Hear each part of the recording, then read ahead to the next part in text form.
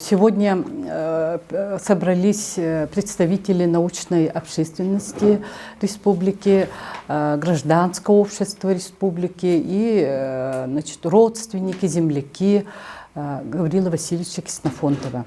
Сегодня проведение открытия улицы, проведение такой солидной научно-практической конференции – это вклад в будущее, дар будущим поколениям. И имя выдающегося ученого, крупнейшего исследователя фольклора, истории, этнографии не только народа Саха, но и эвенков, бурятов, хакасов, других народов Сибири играет огромную роль. И именно он оживил историю, языки, культуру этих народов и открыл душу Сибири и сибиряков.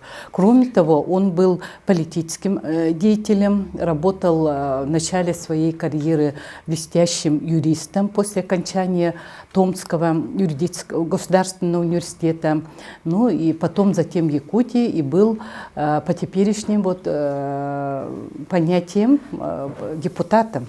То есть он был избран членом Сибирской думы.